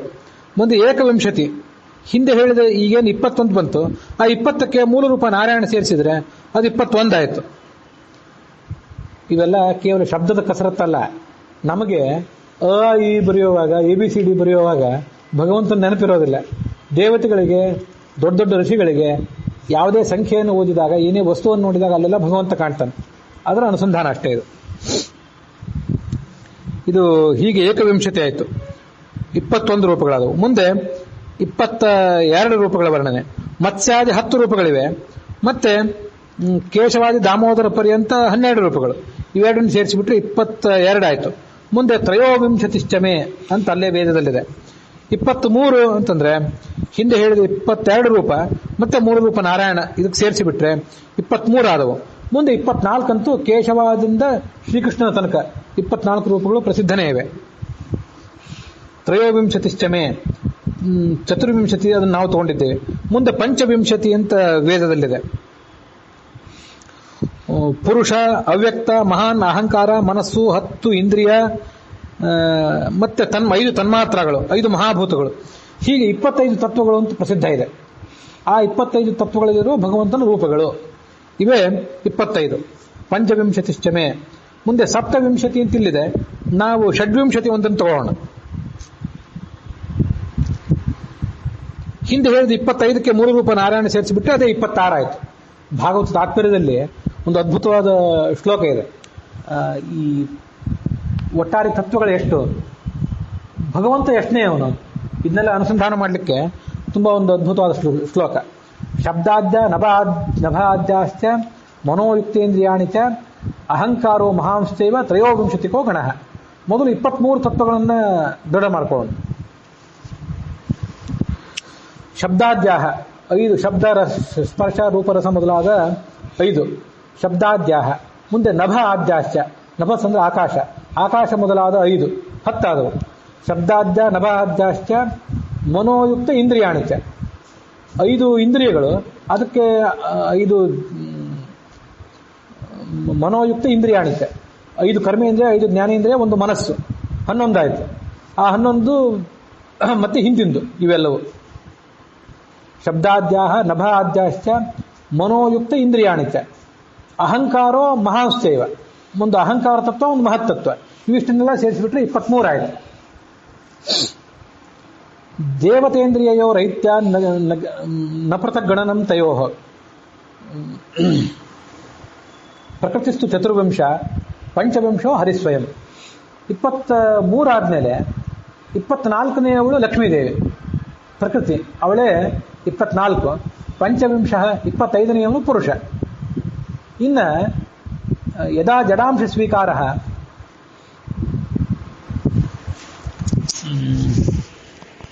ಜಡಗಳನ್ನು ಪ್ರತ್ಯೇಕವಾಗಿ ಸ್ವೀಕಾರ ಮಾಡಿದರೆ 25ನೇಯವನು ಆ ಪರಮಾತ್ಮನೇ ಆಗ್ತಾನೆ. ಪಂಚವಿಂಶೋ ಹರಿಸ್ವಯಂ. ಷಡ್ವಿಂಶಕೋ ಮಹಾವಿಷ್ಣು ಸ್ತ್ರೀಯಾವ ಪಂಚವಿಂಶಕ. ಈ 26 ಸ್ತ್ರೀಯಾವ ಸಪ್ತವಿಂಶಕ. ಆ ಭಗವಂತನನ್ನು 25 ಅಂತ ಅನುಸಂಧಾನ ಮಾಡಬಹುದು, 26 ಅಂತ ಅನುಸಂಧಾನ ಮಾಡಬಹುದು, ಅಥವಾ 27 ಅಂತೂ ಅನುಸಂಧಾನ ಮಾಡಬಹುದು. ಅಲ್ಲಿರುವ ತತ್ವಗಳನ್ನು, ಜಡವನ್ನ ಚೇತನವನ್ನ ಒಟ್ಟಾಗಿ ಪರಿಗಣನೆ ಮಾಡಿದರೆ ಒಂದು ಲೆಕ್ಕಾಚಾರ, ಜಡಗಳನ್ನ ಮತ್ತು ಚೇತನಗಳನ್ನ ಅಂದ್ರೆ ಅಭಿಮಾನಿ ದೇವತೆಗಳನ್ನು ಜಡಗಳನ್ನು ಭಿನ್ನವಾಗಿ ಲೆಕ್ಕಾಚಾರ ಮಾಡಿದರೆ ಮತ್ತೊಂದು ಲೆಕ್ಕಾಚಾರ. ಆವಾಗ ಪಂಚವಿಂಶೋ ಹರಿಸ್ವಯಂ, 25ನೇವನು ಭಗವಂತ ಆಗಬಹುದು, 24ನೇವಳು ಲಕ್ಷ್ಮೀದೇವಿ ಆಗ್ತಾಳೆ. ಯದಾ ಜಡಾಂಶ ಸ್ವೀಕಾರ, ಜಡವನ್ನ ಆ ಅಭಿಮಾನಿ ದೇವತೆಗಳಿಗಿಂತ ಪ್ರತ್ಯೇಕವಾಗಿ ಸ್ವೀಕಾರ ಮಾಡಿದರೆ ಷಡ್ವಿಂಶಕೋ ಮಹಾವಿಷ್ಣು, ಆಗ 25 ಲಕ್ಷ್ಮಿ ಆಗ್ತಾಳೆ, 26 ನಾರಾಯಣ ಆಗ್ತಾನೆ. ಆ 25ನೇವಳ ಅಂತ ಲಕ್ಷ್ಮೀದೇವಿಯ ಪ್ರಕೃತಿ ಅಂತ ಏನಿದೆಯಲ್ಲ, ಅವಳಿಂದ ಅಭಿಮನ್ಯಮಾನವಾದಂಥ ತತ್ವ, ಅದನ್ನು ಮತ್ತೆ ಪ್ರತ್ಯೇಕ ಮಾಡಿದರೆ ಸ್ತ್ರೀಯಾವ ಸಪ್ತವಿಂಶಕ. ಕೊನೆಯಾಗಿದಾಗಿ ಭಗವಂತ 27ನೇ ತತ್ವ. ಹೀಗೆ ಭಗವಂತ 27 ಆಗ್ಬೋದು, 26 ಆಗ್ಬೋದು, 25 ಆಗ್ಬೋದು. ಭಗವಂತನ ಹೇಗೂ ಉಪಾಸನೆ ಮಾಡಬಹುದು. ಆದ್ದರಿಂದ ಇಲ್ಲಿ ಸಪ್ತವಿಂಶತಿ, ಪಂಚವಿಂಶತಿ, ಷಡ್ವಿಂಶತಿ ಅಂತ ಹೀಗೆಲ್ಲ ಬಂದ್ರೆ ಅವೆಲ್ಲ ಭಾಗವತ ತಾತ್ಪರ್ಯಕ್ಕನುಸಾರವಾಗಿ ಆ ಭಗವಂತನನ್ನ ಹೇಳುವಂತಹ ಕೆಲವು ಅಂಶಗಳು. ಮುಂದೆ ಅಷ್ಟಾವಿಂಶತಿ 28. ಅದು ಹೇಗೆ ಅಂತಂದ್ರೆ ಕೇಶವಾದಿ 24, ವಾಸುದೇವ, ಸಂಕರ್ಷಣ, ಪ್ರದ್ಯುಮ್ನ, ಅನಿರುದ್ಧ, ಹೀಗೆ 28 ಆದವು. ನವವಿಂಶತಿ 29. ಅದು ಹೇಗೆ ಅಂತಂದ್ರೆ ಹಿಂದೆ ಹೇಳಿದ 28, ಅದಕ್ಕೆ ಮೂಲರೂಪ ನಾರಾಯಣ, ಅದು ಸೇರಿಸಿದ್ರೆ 29 ಆಯಿತು. ಮುಂದೆ ತ್ರಿಂಶತಿ ಅಂದ್ರೆ 30 ರೂಪಗಳು. 25 ಹಿಂದೆ ಹೇಳಿದ 25 ಮತ್ತೆ ವಾಸುದೇವ ಮೊದಲಾದ 4, ಒಂದು ಮೂಲರೂಪ ನಾರಾಯಣ, ಇದನ್ನು ಸೇರಿಸಿಬಿಟ್ರೆ 30 ರೂಪಗಳಾಗ್ತವೆ. ಏಕತ್ರಿಂಶತ್ ಅಂತ ಮತ್ತೊಂದು 31ನೇ ಸಂಖ್ಯೆ. ಅದು ಹೇಗೆ ಅಂತಂದ್ರೆ ಹಿಂದೆ ಹೇಳಿದ 25 ವಾಸುದೇವಾದಿ 4, ನಾರಾಯಣ ಮತ್ತು ವಿಷ್ಣು ಇವರನ್ನು ಸೇರಿಸಿಬಿಟ್ರೆ 31 ಆಯಿತು. 32 ಹೇಗೆ ಅಂತಂದ್ರೆ ಹಿಂದೆ ಹೇಳಿದ 30, ಅದಕ್ಕೆ ಆತ್ಮ ಅಂತರಾತ್ಮ ಎರಡನ್ನು ಸೇರಿಸಿಬಿಟ್ರೆ 32 ರೂಪಗಳಾಗ್ತವೆ. ತ್ರಯಸ್ತ್ರಿಂಶತ್ ಅಂದ್ರೆ 33, ಹಿಂದೆ ಹೇಳಿದ 25 ಮತ್ತು ಹಿಂದೆ ಹೇಳಿದ 8, ಯಜಮಾನನ್ನು ಸೇರಿಸಿದ್ರೆ ಅಷ್ಟಮೂರ್ತಿಗಳು ಅಂತ ಏನಿದೆಯಲ್ಲ ಅದು ಒಟ್ಟು 33 ರೂಪಗಳಾಗ್ತವೆ. 34 ರೂಪಗಳು ಹೇಗೆ ಅಂತಂದ್ರೆ ಹಿಂದೆ ಹೇಳಿದ 25 ಈಗಾಗಲೇ ಆಗಿರುವಂತಹ ಮತ್ಸ್ಯಾದಿ ರೂಪ 9 ಅವತಾರ 34 ಆದವು. 35 ಹೇಗೆ ಅಂತಂದ್ರೆ ಹಿಂದೆ ಹೇಳಿದ 25 10 ದಶಾವತಾರಗಳು ಸೇರಿಸಿಬಿಟ್ರೆ 35 ರೂಪಗಳಾಗ್ತವೆ. ಷಟ್ತ್ರಿಂಶತ್ ಅಂದ್ರೆ 36, ಕೇಶವಾದಿ 24 ಪ್ಲಸ್ ಮತ್ಸ್ಯಾದಿ 10, ಅದು 34 ಆಯಿತು. ಆತ್ಮ ಅಂತರಾತ್ಮ 2 ಸೇರಿಸಿಬಿಟ್ರೆ 36 ಅಲ್ಲಿ ಪರಿಗಣಿತ ಆಗ್ತದೆ. ಮುಂದೆ ಚತ್ವಾರಿಂಶತ್ ಅಂತ ಶಬ್ದ ಇದೆ. 37 ಬಗ್ಗೆ ಇಲ್ಲಿ ಕಾಣಿಸೋದಿಲ್ಲ. ಷಟ್ತ್ರಿಂಶತ್ ಆದ್ಮೇಲೆ ಮುಂದೆ 40, 44, 48 ಹೀಗಿವೆ. ಅವಷ್ಟನ್ನು ನೋಡಿಬಿಟ್ರೆ ಈ ಭಾಗ ಮುಕ್ತಾಯ ಕಾಣ್ತದೆ. ಹೇಗೆ ಅಂತಂದ್ರೆ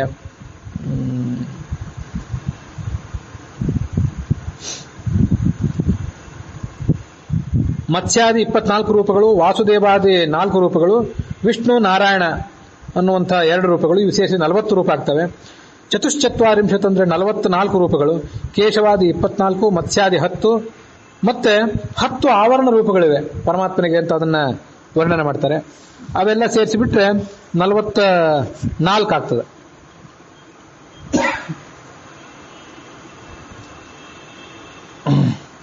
ಅದನ್ನ 10 ಆವರಣ ರೂಪ ಅಂತ ಹೇಳಿ ಸತ್ಯಧರ್ಮ ಸ್ವಾಮಿಗಳು ಅದನ್ನು ವಿವರಣೆ ಮಾಡಿದ್ದಾರೆ. 10 ಆವರಣ ರೂಪ ಯಾವುದು ಅಂತ ನಾನು ಮತ್ತೊಂದ್ಸರಿ ಯಾವಾಗಾದ್ರೂ ನೋಡುವ ಪ್ರಯತ್ನ ಮಾಡ್ತೇನೆ. ಈಗ ನನಗೆ ಸಿಗ್ಲಿಲ್ಲ. 44 ರೂಪಗಳಾದವು. ಮುಂದೆ ಅಷ್ಟಾಚತ್ವಾರಿಂಶತ್ ಹಿಂದೆ ಹೇಳಿದ 44 ಮತ್ತೆ ವಾಸುದೇವಾದಿ 4 ಇಷ್ಟನ್ನು ಸೇರಿಸಿಬಿಟ್ರೆ 48 ಆಗ್ತವೆ. ಇಲ್ಲಿಗೆ 48ಕ್ಕೆ ಆ ಸಂಖ್ಯೆ ಮುಗಿಯಿತು. 48 ಅನ್ನೋದು ಯಾವತ್ತೂ ಕೂಡ ಒಂದು ಮಂಡಲ ಹಾಗೆ ಹೇಳಿರಬೇಕು ವೇದ. ಇರಲಿ 48 ದಿವಸ ಸೇವಾ ಮಾಡ್ರಿ, 48 ದಿವಸ ಏನಾದರೂ ಒಂದು ಸತ್ರ ಮಾಡ್ರಿ, ಜ್ಞಾನ ಸತ್ರ ಇತ್ಯಾದಿ ಹೇಳ್ತಿರ್ತಾರೆ. ಆ ಥರ 48 ಮುಗಿತು. ಮುಂದೆ ವಾಜಶ್ಚ ಪ್ರಸವಶ್ಚ ಕ್ರತುಶ್ಚ ಸುವಶ್ಚ ಅಂತ ಮತ್ತೊಂದಿದೆ. ಭಗವಂತನ ಅನ್ನದಲ್ಲಿರುವ ರೂಪ, ಪ್ರಸವ ಸೃಷ್ಟಿಕರ್ತೃವಾದ ರೂಪ, ಕೃತು ಅಂದ್ರೆ ಜ್ಞಾನದಾತೃವಾದ ರೂಪ, ಸುವಹ ಸುವರ್ಲೋಕದಲ್ಲಿರುವಂತಹ ರೂಪ, ಮೂರ್ಧ ಎಲ್ಲ ದೇವತೆಗಳಿಗೂ ಹಿರಿಯಾದಂತಹ ಆದಿದೇವ ಅಂತ ಕರೆಸ್ಕೊಂಡಿರುವಂತಹ ರೂಪ, ಮತ್ತೆ ವ್ಯಷ್ಣೀಯ ಕರ್ಮಾಚರಣದಿಂದ ಪ್ರಾಪ್ತವಾಗುವ ಯಾವುದೇ ಫಲಭೋಗ ಅವನಿಗಿಲ್ಲ. ಸ್ವರೂಪ ಸುಖವನ್ನು ಉಣ್ತಾನೆ ಹೊರತು ನಾವು ಮಾಡಿದಂತೆ ಕರ್ಮ ಮಾಡಿ ಅವನನ್ನು ಅನುಭವಿಸಬೇಕಾಗಿಲ್ಲ. ಅದೆಲ್ಲರಿಗೂ ಗೊತ್ತಿದ್ದೇ ಇದೆ. ಆದ್ರಿಂದ ಅವನನ್ನು ವ್ಯಷ್ಣೀಯ ಅಂತ ಹೇಳ್ತಾರೆ.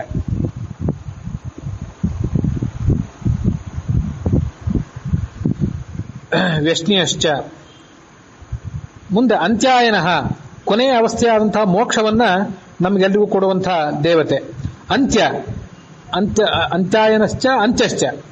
ಎಲ್ಲರೂ ಪ್ರಳಯ ಕಾಲದಲ್ಲಿ ನಾಶ ಹೊಂದಿದ್ರು, ತಾನು ಮಾತ್ರ ಯಾವತ್ತೂ ಇದ್ದೇ ಇರ್ತಾನೆ. ಅದಕ್ಕೆ ಅವನನ್ನು ಅಂತ್ಯ ಅಂತ ಕರೀತಾರೆ. ಮುಂದೆ ಭೌವನಃ ಜಗತ್ತನ್ನ ಒಳ ಹೊರಗೆ ವ್ಯಾಪಿಸಿಕೊಂಡಿರುವಂತಹ ರೂಪ. ಭುವನ ಜಗತ್ತನ್ನ ತನ್ನ ಒಳಗೆ ಹೊಟ್ಟೆಯೊಳಗೆ ಇಟ್ಕೊಂಡಿರುವಂತಹ ರೂಪ. ಭುವನಶ್ಚ ಅಧಿಪತಿಶ್ಚ ಜಗತ್ತಿನ ಒಡೆಯ. ಆ ಭಗವಂತ ನನಗೆ ಕಲ್ಪತಾಂ, ನನಗೆ ಅನುಗ್ರಹ ಮಾಡಲಿ ಅಂತ ಅವನ ಪ್ರಾರ್ಥನೆಯೊಂದಿಗೆ ಆ ಚಮಕದ 11ನೇ ಮತ್ತೆ ಕೊನೆಯ ಅನುವಾಕನೂ ಕೂಡ ಅಲ್ಲಿಗೆ ಸಮಾಪ್ತಿಯನ್ನು ಕಾಣ್ತದೆ. ಭೌವನಶ್ಚ ಭುವನಶ್ಚಾಧಿಪತಿಶ್ಚ. ಇಲ್ಲಿಗೆ ಈ 4ನೇ ದಿವಸ ಚಮಕವನ್ನೇನು ಶ್ರವಣ ಮಾಡಬೇಕು ಅಂತ ಕೂತ್ಕೊಂಡಿದ್ವಿ, ಅದರ ಭಾಗ ಮುಕ್ತಾಯ ಕಂಡಿದೆ. ಈ ಹಿಂದೆ 10 ಭಾಗಗಳಲ್ಲಿ ನಮಕ ಶ್ರವಣ ಮಾಡಿದ್ದೇವೆ. ಮತ್ತೆ ಈಗ 4 ಭಾಗಗಳಲ್ಲಿ ಚಮಕ ಶ್ರವಣ ಮಾಡಿದ್ದೇವೆ. ಇದಕ್ಕೆಲ್ಲದಕ್ಕೂ ಕೂಡ ನಮಕ ಚಮಕ ಎರಡಕ್ಕೂ ಕೂಡ ನವರತ್ನ ಪುರುಷೋತ್ತಮಾಚಾರ್ಯ, ನವರತ್ನ ಮಂತಂದವರು, ಅವರೇ ಮುಂದೆ ಸತ್ಯಧರ್ಮ ಸ್ವಾಮಿಗಳಾದರು. ಅವರು ಸ್ವಾಮಿಗಳಾಗೋಕ್ಕಿಂತ ಮುಂಚೆ ಮಾಡಿದಂಥ ವ್ಯಾಖ್ಯಾನ ಇದು ಅಂತ ಕೇಳಿ ಬರ್ತದೆ. ನಮಕ ಚಮಕಕ್ಕೆ ಎರಡೂ ಕೂಡ ಅವ್ರದ್ದು ವ್ಯಾಖ್ಯಾನ ಇದೆ. ಹಾಗೆ ನಮ್ಮ ಕಾಲದ ದೊಡ್ಡ ಮೇಧಾವಿಗಳಾದಂಥ ಗುರುಗಳಾದಂಥ ಗೋವಿಂದಾಚಾರ್ಯರ ವ್ಯಾಖ್ಯಾನ ಕೂಡ ಇದೆ. ಅದು ನಮಕಕ್ಕೆ ಮಾತ್ರ ಇದೆ, ಚಮಕಕ್ಕಿಲ್ಲ. ಇವೆರಡೂ ವ್ಯಾಖ್ಯಾನಗಳನ್ನು ಕೂಡ ಇದನ್ನು ಅನುವಾದ ಮಾಡಲಿಕ್ಕೆ, ಕನ್ನಡದಲ್ಲಿ ಅನುವಾದ ಮಾಡಲಿಕ್ಕೆ, ಹಾಗೆ ಇದನ್ನು ಪ್ರವಚನ ಮಾಡಲಿಕ್ಕೆ ಉಪಯೋಗ ಮಾಡಿಕೊಂಡಿದ್ದೇನೆ.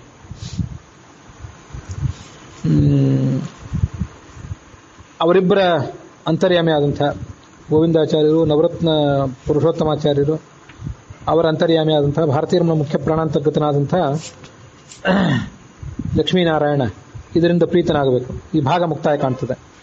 ಈ ಯಾವುದೇ ಒಂದು ಭಾಗ ಮುಕ್ತಾಯ ಕಾಣುವಾಗ ನಮಗೆ ಪಾಠ ಹೇಳಿದಂಥ ಅಧ್ಯಾಪಕರಿಗೆ ಅದನ್ನು ಅರ್ಪಣೆ ಮಾಡೋದೊಂದು ರೂಢಿ ಇದೆ.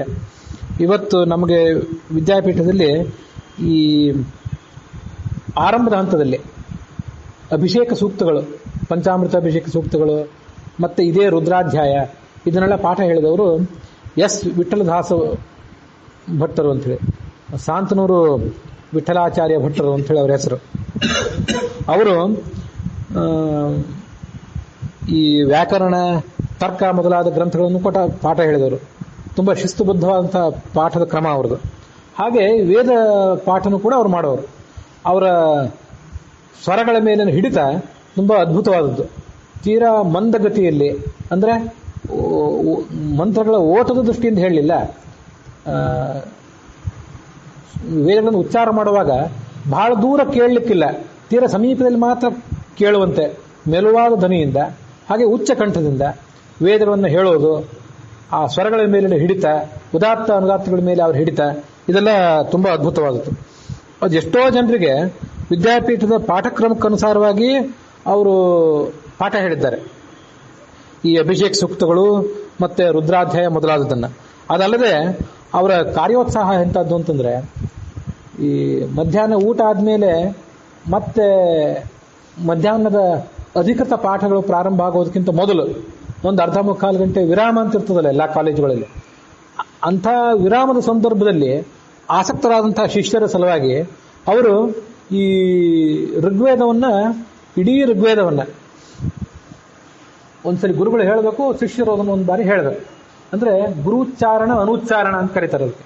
ಆ ಥರ ಅನೇಕ ಜನರಿಗೆ ಪಾಠ ಹೇಳಿದವರು.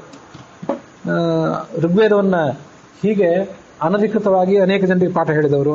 ವಿದ್ಯಾಪೀಠದ ಪಠ್ಯಕ್ರಮದಲ್ಲೇ ಅನೇಕ ಜನರಿಗೆ ಇದನ್ನೆಲ್ಲ ಪಾಠವನ್ನು ಕೂಡ ಹೇಳಿದವರು.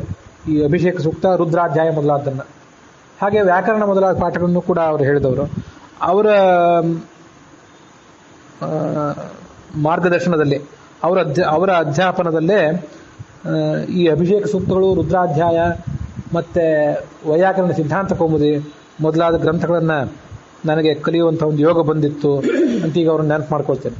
ಹೀಗೆ ಅತ್ಯಂತ ಉತ್ಸಾಹಿ, ಅತ್ಯಂತ ಶಿಸ್ತುಬದ್ಧವಾದಂಥ ಪಾಠದ ಕ್ರಮ, ಇವೆಲ್ಲ ಅವರ ಗುಣಗಳು. ಆ ಗುರುಗಳ ಅಂತರ್ಯಾಮಿ ಆದಂಥ ಭಾರತೀಯ ಮುಖ್ಯ ಪ್ರಾಣಾಂತರ್ಗತನಾದಂಥ ಲಕ್ಷ್ಮೀನಾರಾಯಣ ಇದರಿಂದ ಪ್ರೀತನಾಗಬೇಕು. ಈ ಭಾಗ ಇಲ್ಲಿಗೆ ಮುಕ್ತಾಯ ಕಂಡಿದೆ.